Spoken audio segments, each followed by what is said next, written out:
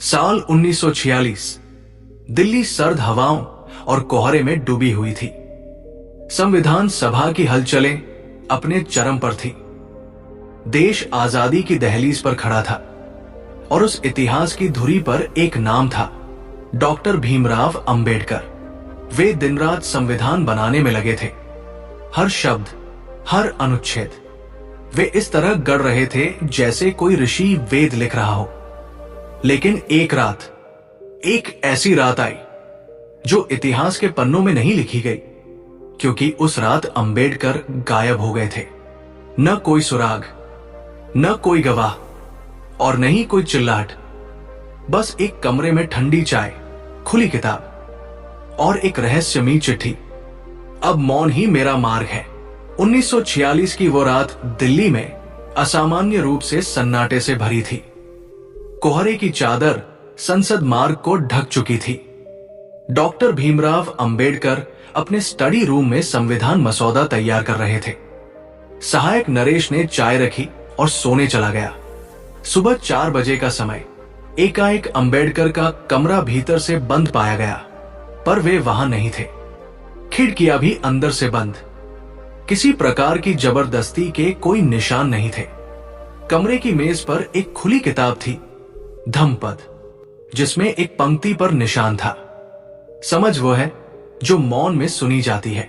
Doctor Ambedkar की रहस्यमय गायब होने की खबर केवल प्रधानमंत्री नेहरू, सरदार पटेल और कुछ गुप्तचर अधिकारियों को दी गई। नेहरू चिंतित थे, क्योंकि अंबेडकर संविधान निर्माण का केंद्रीय स्तंभ थे। खुफिया विभाग ने उनके पुराने नोट्स, डायरिया और पत्रों की तलाशी शुरू की। एक डायरी में एक रहस्यमय शब्द मिला, धम्मपद संपर्क 11-11। उसी दिन शाम को एक गुप्तचर अधिकारी ने बताया कि उस रात संसद भवन के पीछे एक परछाई देखी गई थी।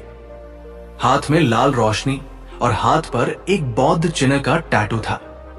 अब यह मामला सिर्फ गुमशुदगी नहीं, किसी गुप्त योजना का हिस्सा लगने लगा था। तीसरे दिन जब कमरे की अलमारी खोलकर अंदर के तहखाने की जांच की गई, एक बक्सा मिला। उसमें एक धूल भरा मानचित्र था, लद्दाख और तिब्बत के कुछ क्षेत्रों की ओर इशारा करता हुआ, और उसमें चिन्हित एक स्थान, शून्य विहार, समय के बाहर। बक्से में एक छोटा ताबीज भी था, जिस पर अजीब भाषा में कुछ खुदा था। एक पुरातत्वविद ने बताया कि ये एक वज्रयान तंत्र से संबंधित हो सकता है, जो बौद्ध तांत्रिक रहस्यवाद से जुड़ा है। क्या अंबेडकर किसी प्राचीन तिब्बती ज्ञान या साधना की खोज में थे? दिल्ली से 150 किलोमीटर दूर एक प्राचीन गुफा, जिसका जिक्र ब्रिटिश पुरातत्व रिपोर्ट में था। वहां एक बुजुर्ग साधु रहते थे। जब अधिकारियों ने वहां जाकर पूछा, तो साधु ने मुस्कुराते हुए कहा, वो आया था, पर मौन में। हमने बात नहीं की। उसने भीतर प्रवेश किया और ज्ञान के समंदर में विलीन हो गया। गुफा की दीवारों पर अजीब चित्र थे। एक व्यक्ति जो संविधान जैसा कुछ लिख रहा था और ऊपर से एक प्रकाश उस पर पड़ रहा था।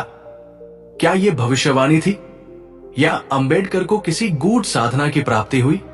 6वें दिन रात को अचानक बंगले की बत्ती जली। अंबेडकर उसी कुर्सी पर बैठे थे, शांत, गहरे सोच में डूबे हुए। उन्होंने किसी को नहीं बताया कि वे कहां गए थे। उन्होंने सिर्फ नरेश से कहा, अब लिखना नहीं, देखना शुरू करो। फिर उन्होंने धीरे धीरे बौद्ध धर्म की ओर खुला झुकाव दिखाना शुरू किया। उन्होंने संविधान में भी धर्मनिरपेक्षता और समानता को और मजबूती से जोड़ा, मानो उन्होंने किसी दिव्य आदेश को देखा हो। लोगों ने कई कहानियां गढ़ी। कुछ बोले वो बुद्ध से मिले, कुछ बोले उन्होंने कोई अद्भुत समाधि की, पर वे कभी नहीं बोले। केवल एक चिट्ठी उन्होंने अंतिम जीवन में एक छात्र को दी, ज्ञान जो बाहर खोजोगे भ्रम है, जो भीतर देखोगे वो क्रांति है। मैंने उसे पाया है। डॉक्टर अंबेडकर कभी उस रात के बारे में सार्वजनिक रूप से नहीं बोले, लेकिन उनके बाद के कदमों में एक अजीब सी तेजी और स्पष्टता आ गई थी, जैसे वे अब किसी और दृष्टि से सब देख रहे हों। उन्होंने संविधान को मानवता की सबसे बड़ी पूजा बना दिया और धर्मांतरण के बाद बौद्ध धर्म को एक नया जीवन। शायद उन्होंने उस रात मौन में वो ज्ञान पाया था जो सदियों से किसी को नहीं मिला। कहानी खत्म होती है, लेकिन रहस्य नहीं। शायद इतिहास के कुछ पन्ने कभी खुद नहीं बोलते, वो बस इंतजार करते हैं किसी ऐसे इंसान का जो उन्हें समझ सके। अगर आपको ये कहानी पसंद आई तो लाइक जरूर करें, कमेंट में बताएं क्या अंबेडकर सच में किसी गूढ़ सत्य से मिले थे, और सब्सक्राइब करें ऐसे ही रहस्यमय, प्रेरणादायक और ऐतिहासिक कहानियों के लिए।